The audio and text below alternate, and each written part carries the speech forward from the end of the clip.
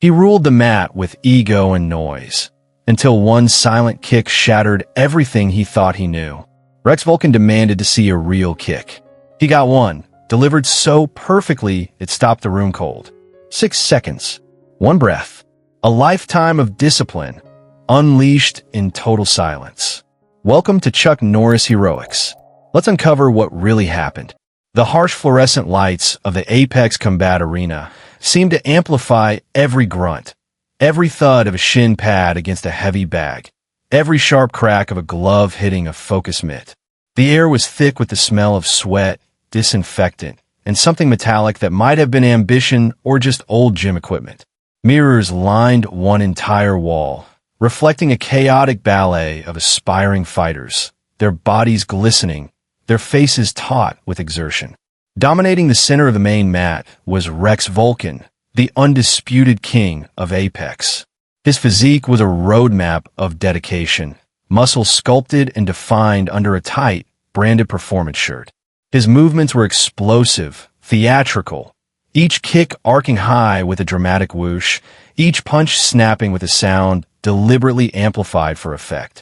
He wore custom gloves with his initials embossed in gold, and his hair was styled into sharp, aggressive points.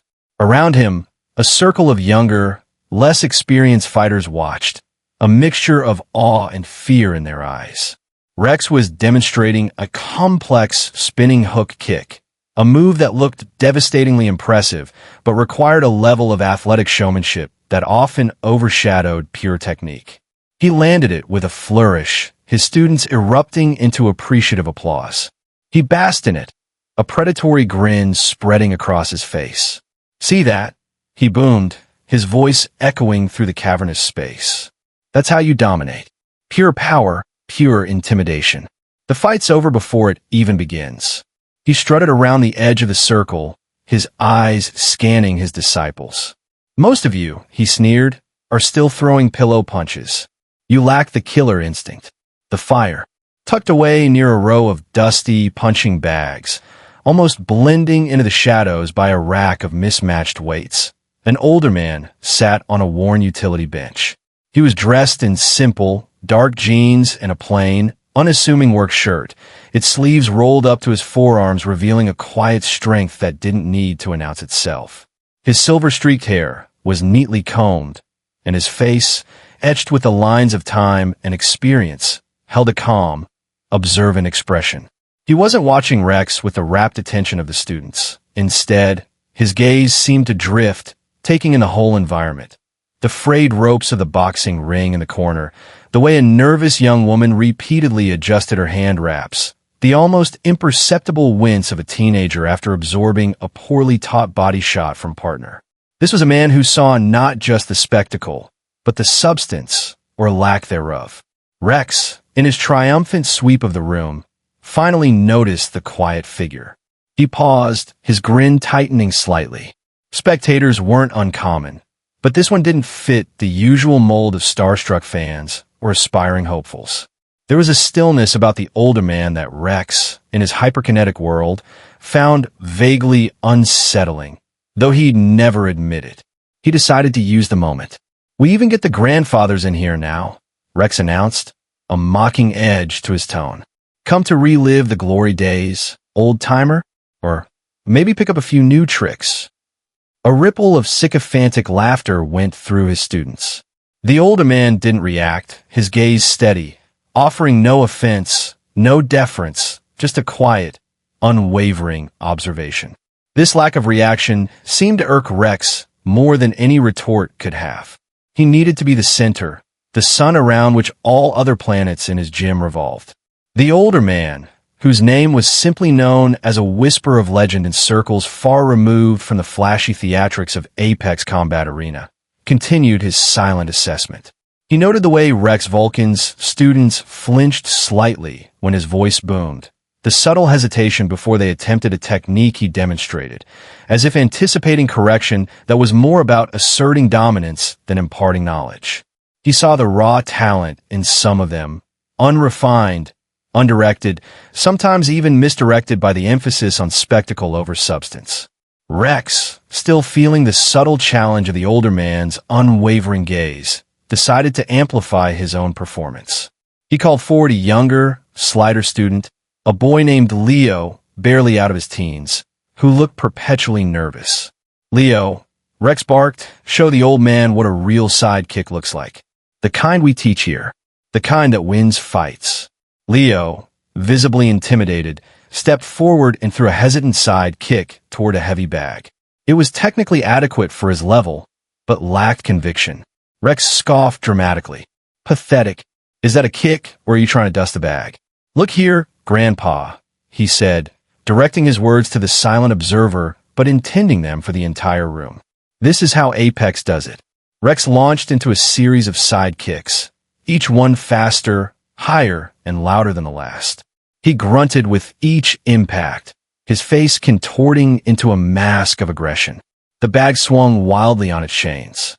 His students, conditioned to respond, offered another round of applause, though perhaps a little less enthusiastic this time, the forced nature of the display becoming more apparent. The older man's eyes, however, didn't focus on the height of the kicks or the sound of the impact.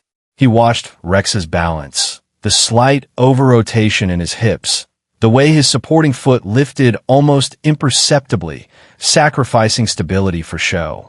He saw the telegraphing of the movement, the unnecessary chambering that a seasoned opponent would exploit in a heartbeat. When Rex finished, panting slightly but still beaming with self-satisfaction, he turned once more to the older man. "Well, what do you think of that, Pops? Impressed? Or did they not have kicks that powerful back in your day? Probably just a lot of bowing and kata, huh?"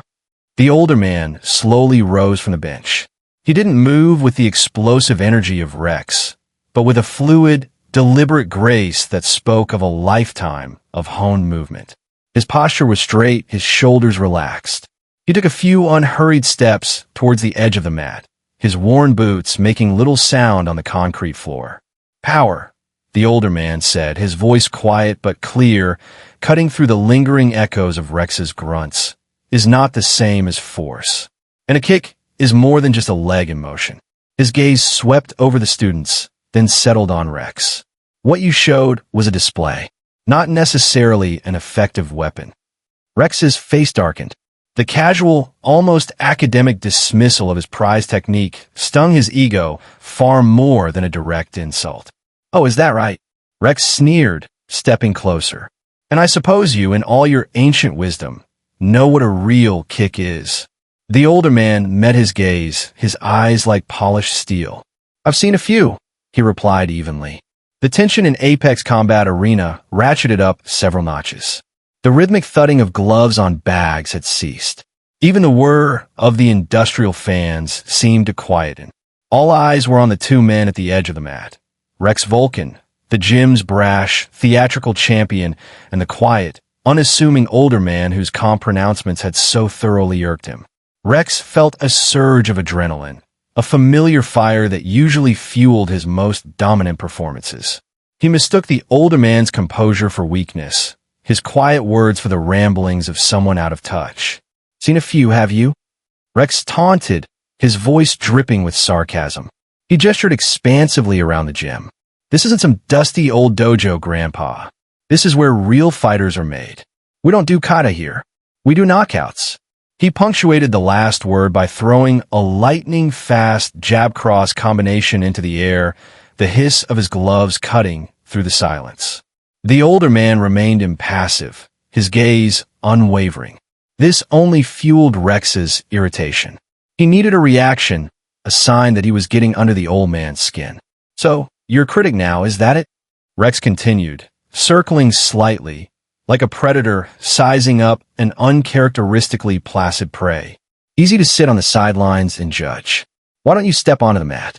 Show us all what you're talking about. If you even remember how to stand in a proper stance, that is." Some of Rex's more loyal students snickered, trying to curry favor, though a few others looked uneasy, sensing that their instructor might be pushing things too far. The older man's eyes flicked briefly to the students, then back to Rex. He seemed to consider the challenge, not as a threat, but as an invitation, albeit a rudely extended one. A proper stance, the older man mused, his voice still quiet but carrying an undeniable authority, is about balance, not aggression. And a demonstration is about clarity, not ego. Rex threw his head back and laughed, a harsh, barking sound. Ego? Coming from a guy who walks in my gym and starts critiquing my techniques? That's rich. Look, old-timer, I'm getting bored with this. Either put up or shut up. Show me one of these effective kicks you keep alluding to. Or you all talk. He took another step closer, invading the older man's personal space, trying to intimidate him with sheer physicality. Rex was taller, more overtly muscular, radiating a youthful, aggressive energy. The older man, by contrast, seemed to draw his strength from an inner stillness, an unshakable core. He didn't recoil from Rex's advance. Instead, he met the younger man's aggressive posture with a calm that was almost unnerving. If a demonstration would be instructive for your students, the older man said, his tone neutral, then perhaps it would be of some value. Rex's eyes lit up. He thought he had him. He thought the old man was about to make a fool of himself. Instructive? Oh, I'm sure it will be, Rex said, a wide, malicious grin spreading across his face. The floor is yours, sensei. He pronounced the last word with exaggerated, mocking reverence. He stepped back dramatically, gesturing with a flourish towards the center of the mat, playing to his audience of students. Let's see this legendary kick. Don't hold back. Show us a real kick. The older man gave a slight, almost imperceptible nod. He didn't respond to Rex's taunts, nor did he acknowledge the snickers that rippled through the watching students. He simply moved, not with the dramatic flair of Rex Vulcan, but with an economy of motion that was beautiful in its simplicity. He stepped onto the mat, his worn boots making a soft, shuffling sound, a stark contrast to the slapping bare feet or the squeaking athletic shoes that usually graced its surface. He didn't remove his boots, nor did he ask for a target or a partner.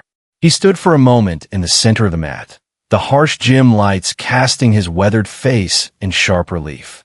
His eyes weren't on Rex, nor on the eager, expectant faces of the students. They seemed to be looking inward, or perhaps at a point far beyond the walls of the gym.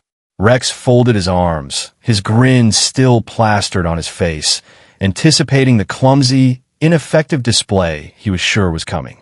He leaned towards one of his senior students, whispering loud enough for those nearby to hear. Get ready to call an ambulance. Might throw a hip. The older man took a single, centering breath. It wasn't a deep, theatrical inhale. It was a quiet settling, a gathering of energy that was almost invisible to the untrained eye. He spoke, his voice no louder than before, yet it commanded the attention of everyone in the room. A kick, he began, is not an isolated movement of the leg. It originates from the ground, travels through the body, and is expressed with focused intent. It is about efficiency, not extravagance. He shifted his weight almost imperceptibly, his body aligning. He didn't adopt a flashy, aggressive stance. Instead, he settled into a posture that looked deceptively relaxed, yet was coiled with potential energy, like a spring held in perfect tension.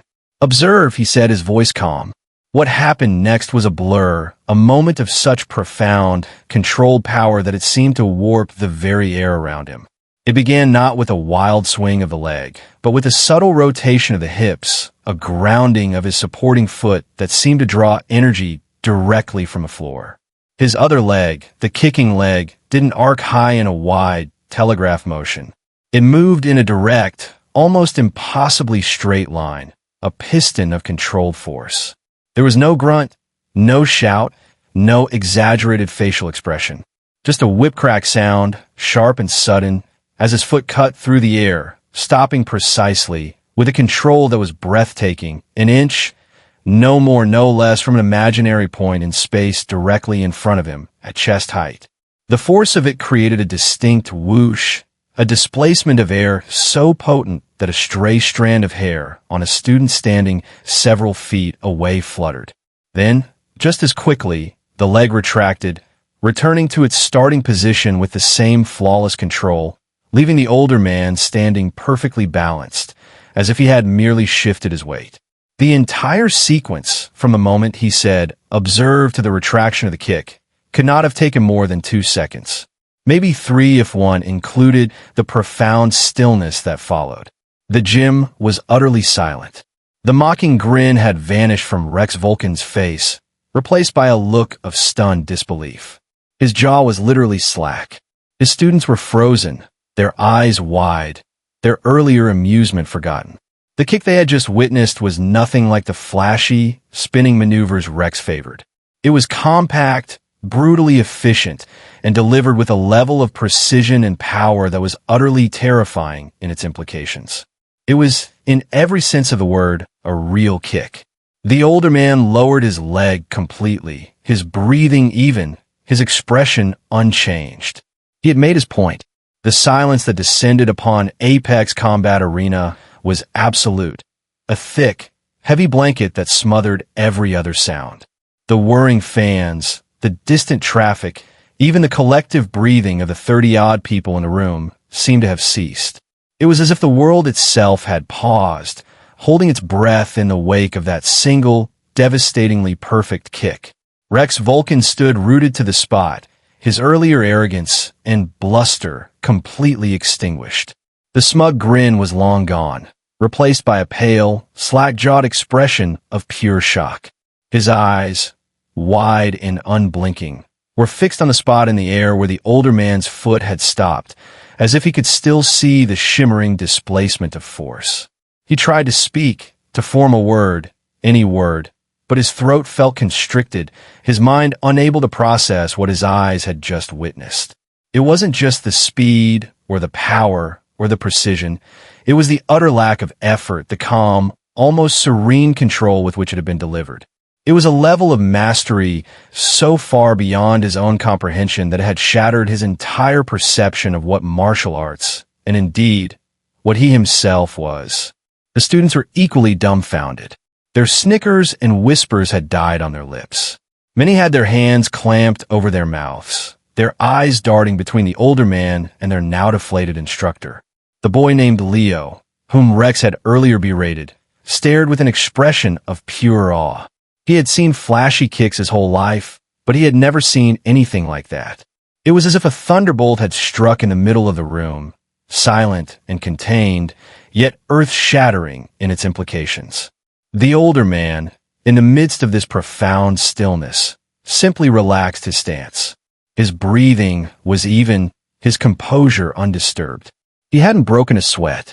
He looked less like a man who had just unleashed a potentially lethal strike, and more like someone who had just completed a very simple, everyday task.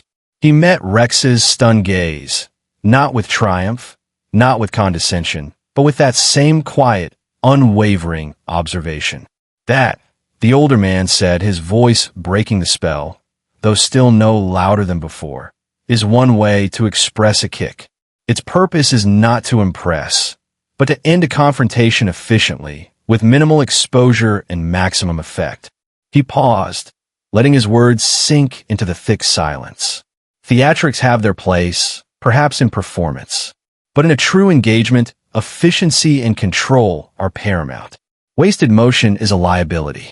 Exaggerated power, if not precisely applied, is merely wasted energy, and it often leaves you vulnerable. Rex finally found his voice, though it was a pale imitation of its former booming confidence. It came out as a choked whisper. Who are you?" The older man offered a slight, enigmatic smile. "I'm someone who believes that the art is more important than the artist, and that true strength is found not in how loudly you proclaim it, but in how quietly and effectively you can apply it when necessary." He then turned his attention to the students, his gaze sweeping over their awestruck faces. What you just saw was not about aggression. It was about a lifetime of discipline, of understanding biomechanics, of respecting the potential of the human body when it is trained with patience and humility.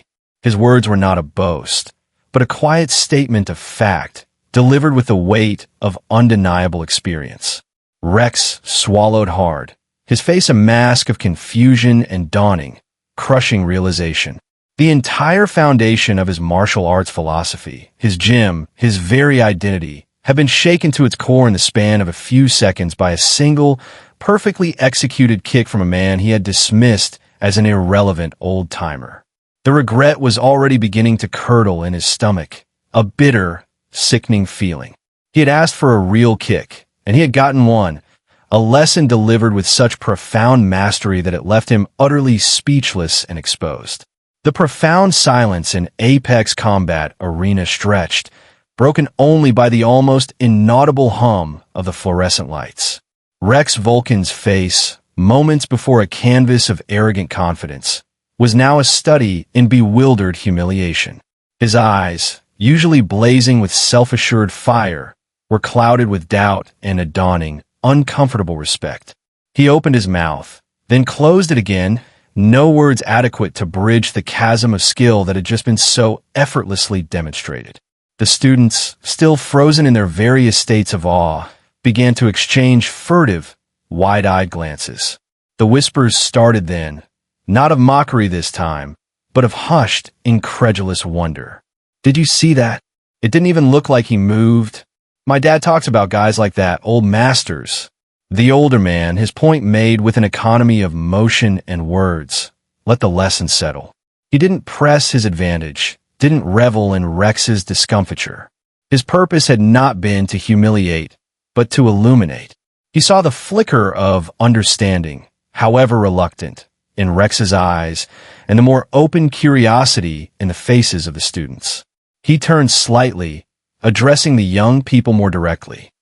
"Martial arts," he said, his voice carrying a gentle authority, "is a journey of self-discovery and self-discipline. It is not about collecting trophies or intimidating others. It is about forging character, cultivating respect for yourself, for your opponent, and for the art itself. The techniques are merely tools. What matters is the hand and the heart that wields them."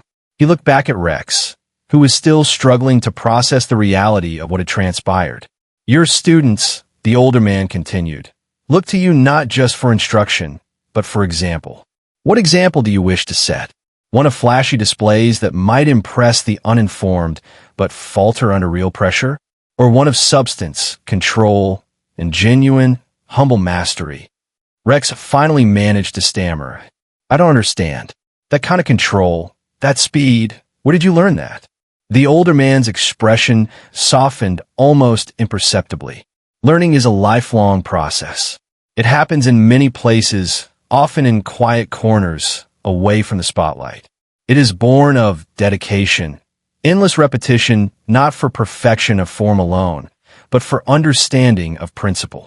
He took a small step back, signaling that his demonstration and his lesson were complete. The most powerful techniques are often the simplest, executed with profound understanding. Focus on the fundamentals. Master them. The flash will fade, but true skill, rooted in discipline and respect, endures. He paused, then added, almost as an afterthought, "And sometimes the quietest person in the room is the one with the most to say, if only you are willing to listen." With that, he gave a slight, almost imperceptible bow, a gesture of respect, not to Rex as an instructor, but to the shared space of learning that a dojo or gym at its best could represent. Rex watched him, his mind reeling. The old-timer he had mocked, the grandpa he had goaded, had just delivered a masterclass not only in kicking technique, but in humility and the true spirit of martial arts. The regret was a palpable thing now, a heavy weight in Rex's chest. He had sought to expose a fraud, to cement his own dominance, and instead his own superficiality had been laid bare for all to see, not by a torrent of blows, but by a single, perfect kick and a few quiet words. The foundations of Apex Combat Arena had been shaken not by an earthquake, but by a whisper of true mastery. The immediate aftermath of the older man's demonstration and his quietly delivered words was a study in shifting dynamics. Rex Vulcan, stripped of his bravado, seemed to shrink before the eyes of his students. His usual booming presence was replaced by a stunned, almost meek silence. He ran a hand through his spiky hair, the gesture lacking its usual confident flourish, and looked down at the mat as if seeing it for the first time, not as a stage, but as a place of genuine learning he had perhaps neglected. The students, sensing the profound shift, began to murmur more openly. The earlier whispers of awe turned into quiet, earnest discussions. "That wasn't just a kick, that was art," one of them said, his voice hushed. Another, a young woman who had always seemed to struggle with Rex's aggressive teaching style, looked at the older man with an expression of dawning hope. "He didn't even break a sweat," she observed to her training partner, who nodded in solemn agreement. Leo, the boy Rex had berated earlier, found himself standing a little taller. The fear he usually felt in Rex's presence had been replaced by a burgeoning curiosity and a sense of vindication for a deeper, quieter form of martial arts he hadn't known existed until now. The older man, noticing the change in the atmosphere, understood that his intervention, though brief, might have planted a seed. He had no desire to further embarrass Rex or to usurp his position. His aim had been to correct a misconception, to offer a different perspective. He began to move towards the edge of the mat, intending to retrieve his few belongings and depart as unobtrusively as he had arrived. But Rex, finally shaking off his stupor, took a hesitant step forward. "Wait," he said, his voice hoarse, uncertain. The older man paused, turning slightly. "You can't just— Who are you, really?" Rex asked again, the demand replaced by a genuine, almost desperate need to understand. "Knowing my name won't change what you saw or what you felt," the older man replied gently. "The lesson is in the experience, not in the identity of the instructor." "But I need to know," Rex pressed, a flicker of his old assertiveness returning, but now tempered with a raw vulnerability. "I've trained for 15 years. I've won championships. I thought I knew. I thought I was at the top." The older man looked at him with a hint of compassion. The top of one mountain may only be the foothills of another. There's always more to learn, more to refine. True masters are eternal students. He hesitated, then seemed to relent slightly. "If it helps you to understand," he said, "I have spent many decades in many places, learning and teaching. I have trained with soldiers in harsh conditions, with monks in quiet monasteries, with champions whose names are now legend, and with humble practitioners in dusty, forgotten dojos. De art ist fast. What I showed you is but one small fragment." This admission, delivered without a trace of arrogance, seemed to deepen Rex's turmoil. He had built his reputation on being the best, the most powerful, the most knowledgeable in his world. To be confronted with the sheer, unimaginable depth of experience this quiet stranger possessed was a humbling blow.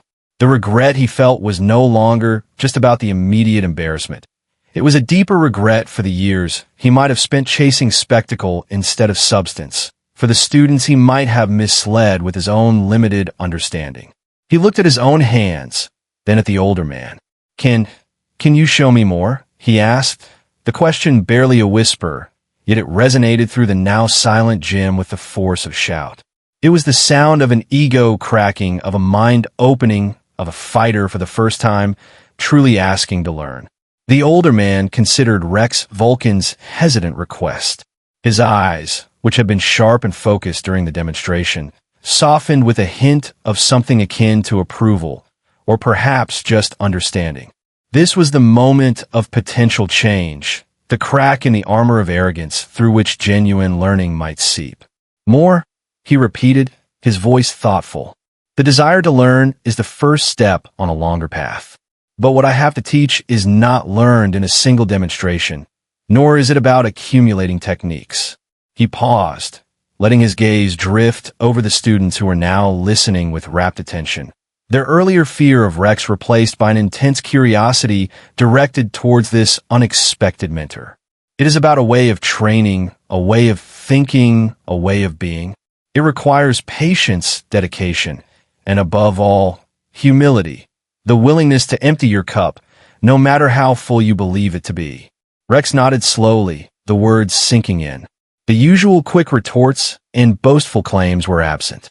He seemed to be genuinely absorbing the lesson, the initial shock giving way to a more profound introspection. I think I understand," Rex said, his voice still subdued. "Or at least I want to."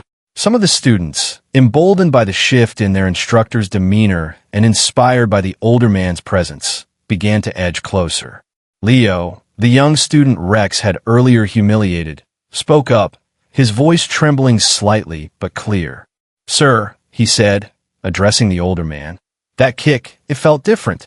Not just powerful, but intentional. How does one learn that kind of intention?" The older man turned to Leo, a rare, faint smile touching his lips. "Intention comes from clarity of mind and purpose, young man.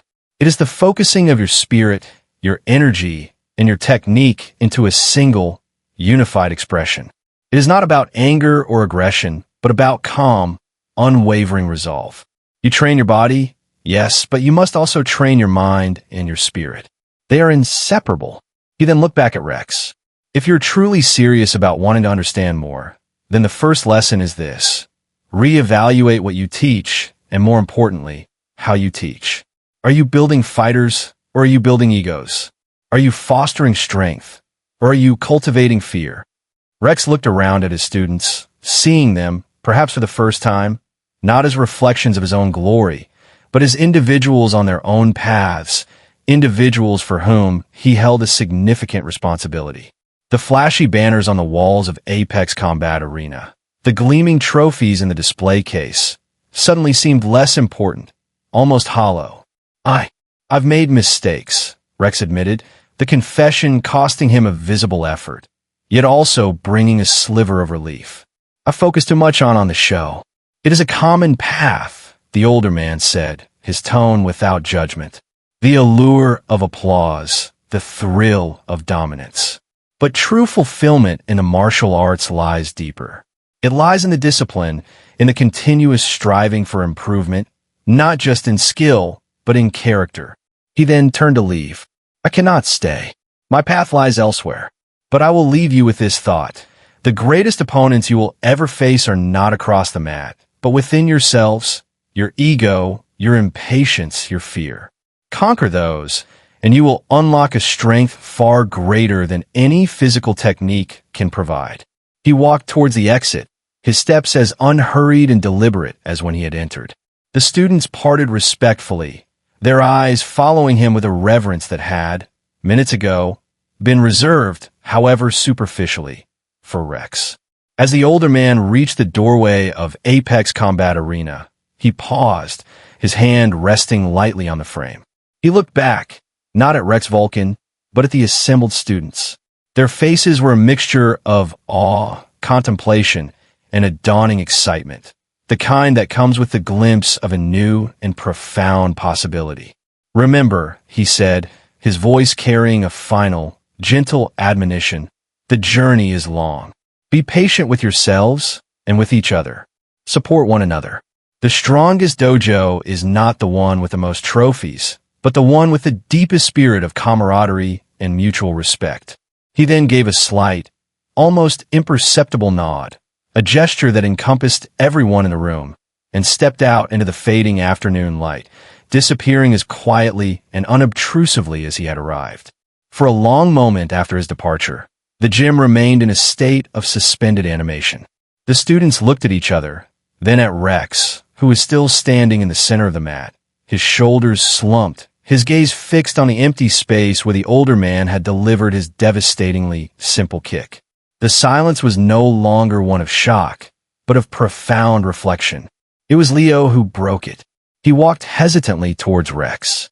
"Sensei," he began, using the title with a newfound, unforced respect. "What he said about fundamentals, about intention, can we try to learn that?" Rex looked up, his eyes clearing slowly, as if emerging from a deep trance. He saw not the usual fear or sycophantic admiration in Leo's face, but a genuine eagerness, a spark of true martial spirit. He then looked around at his other students. Many of them were nodding in agreement with Leo, their expressions mirroring his hopeful anticipation. The path ahead was uncertain. Rebuilding his gym's philosophy, and indeed his own, would be a monumental task. It would require him to shed years of ingrained habits, to swallow his pride, and to embrace a humility he had long considered a weakness. But as he looked at the expectant faces of his students, faces that now held a glimmer of genuine respect rather than fear-induced obedience, he felt a flicker of something he hadn't experienced in a long time. Not the fleeting thrill of dominance, but the quiet, enduring satisfaction of a teacher who sees the potential for true growth in his pupils. "Yes, Leo," Rex said, his voice raspy but firm. "Yes, we can try." He took a deep breath, the air in the gym somehow feeling cleaner, lighter. Let's start again. From the beginning. Let's talk about stance. About balance." He looked towards the empty doorway, a faint, rueful smile playing on his lips. The 6 seconds it took for that stranger to demonstrate a real kick had been the most brutal and perhaps the most valuable lesson of his entire martial arts career. The regret was still there, a dull ache for his past arrogance, but it was now overlaid with a fragile, burgeoning sense of hope. Apex Combat Arena might never be the same, and for the first time, Rex Vulcan thought that might be a very good thing. The flashy posters and self-aggrandizing banners suddenly felt out of place, monuments to an era that had, in the span of a few unforgettable seconds, decisively ended. The transformation of Apex Combat Arena did not happen overnight. The departure of the enigmatic older man left a void, but also a significant impression, a benchmark against which everything would now be measured.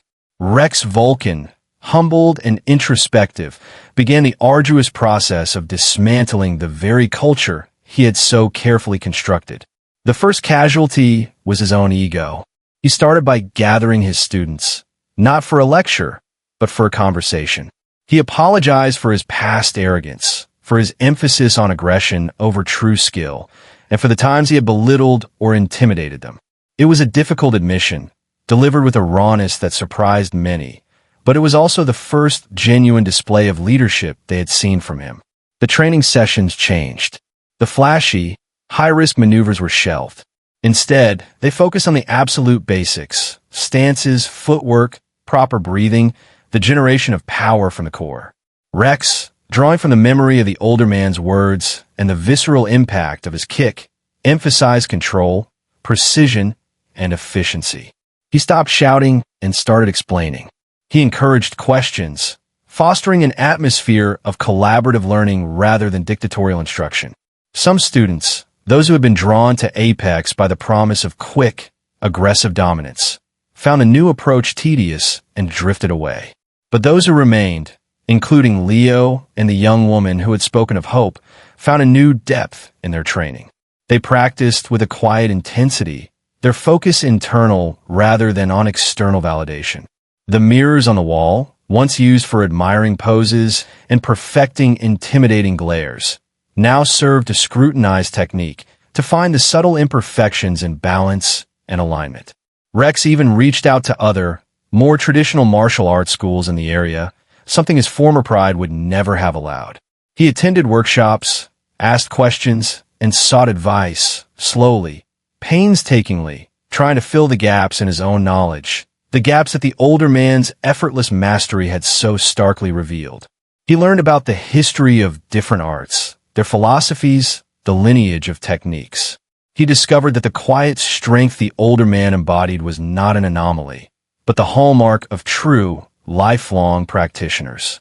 The regret for his past self didn't entirely disappear, but it transformed into a motivator, a reminder of the kind of instructor he no longer wanted to be. He often found himself replaying those 6 seconds in his mind. The older man's calm preparation, the explosive yet controlled kick, the profound stillness that followed. It became a guiding principle, a mental touchstone for the kind of martial artist and the kind of teacher he now aspired to become. The gym became quieter, but the energy within it grew more focused, more genuine. The sound of impact was still there, but it was different now, cleaner, more precise, born of technique rather than brute force.